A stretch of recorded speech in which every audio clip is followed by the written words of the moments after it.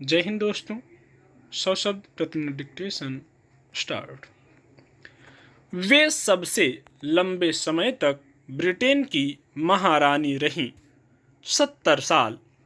इस बीच उन्होंने देश और दुनिया में आए अनेक राजनीतिक उतार चढ़ाव देखे। कई ब्रिटिश उपनिवेशों को उजड़ते देखा तो अपने राजमुकुट पर उठते सवालों का भी सामना किया। अनेक बार सवाल उठे कि जब राजशाही समाप्त हो गई, लोकतंत्रीय व्यवस्था लागू हो गई, तब भी सर्वोच्च पद पर राज परिवार के ही व्यक्ति को क्यों होना चाहिए। मगर ब्रिटेन के लोगों की निष्ठा अपनी रानी में बनी रही। कई मौकों पर उनके परिवार के सदस्यों को लेकर भी कुछ विवाद उपजे, जिनसे उनकी छवि पर आंच आई, मगर वे उन सब से खुद को बहुत समझदारी से बाहर निकाल ले गईं।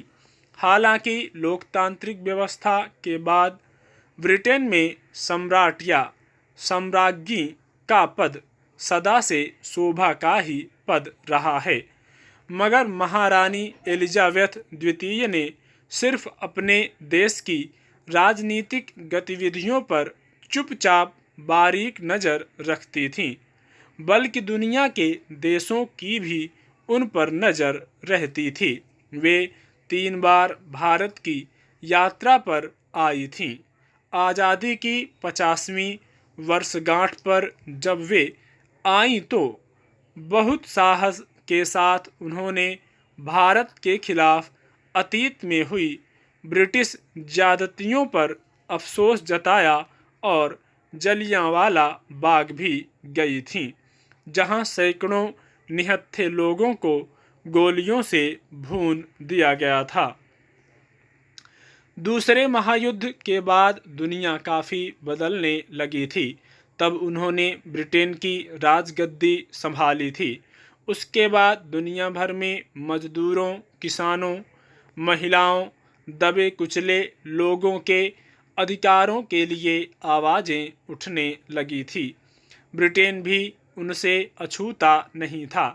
राजशाही की जगह लोकशाही स्थापित हो चुकी थी, मगर ब्रिटेन के संविधान में चूंकि सर्वोच्च पद राज परिवार के उत्तराधिकारी के लिए सुरक्षित रखा गया है, उनका पद महफूज रहा।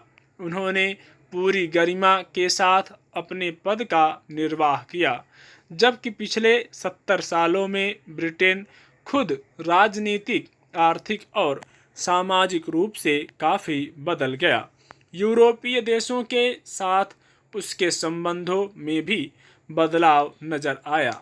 रूस यूक्रेन युद्ध ने ब्रिटेन की पक्षधरता को भी प्रश्नांकित किया, मगर कभी उन्होंने ब्रिटिश सरकार के किसी फैसले में उन्होंने किसी प्रकार की दखलंदाजी करने या अपनी कोई सलाह देने की कोशिश नहीं की। दरअसल लोकतांत्रिक व्यवस्थाओं में भी अलग अलग देशों में अपने प्रथम नागरिक के पद को लेकर अलग अलग नियम, कायदे, परंपराएं काम करती आ रही हैं।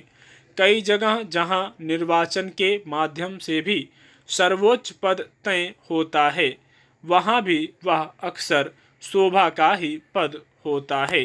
कुछ देशों ने जरूर राष्ट्रपति प्रणाली अपना रखी है, इसलिए वहां सर्वोच्च पद से ही सारे फैसले किए जाते हैं। नहीं तो ज़्यादातर देशों में प्रधानमंत्री ही सरकार का सर्वोच्च पद माना जाता है और वही तय प्रक्रिया के तहत सरकार के तमाम फैसले करता है। ब्रिटेन ने राजशाही घराने के उत्तराधिकारी को अपना सर्वोच्च माना और उसे सरकारी गतिविधियों में दखलंदाजी से दूर रखा। एलिजाबेथ द्वितीय ने उस मर्यादा का निर्वाह किया और कभी अपनी महत्वाकांक्षा थोपने का प्रयास नहीं किया। यही वजह है कि राजमुकुट के प्रति वहाँ के लोगों का सम्मान अब भी बना हुआ है और राजशाही के खिलाफ आवाज़ें उठती रहने के बावजूद उस पर कोई आंच नहीं आने पाई है। महारानी एलिजाबेथ द्वितीय की गरिमामयी स्मृति ब्रिटेन के लोगों में लंबे समय तक बनी रहेगी। स्टॉप।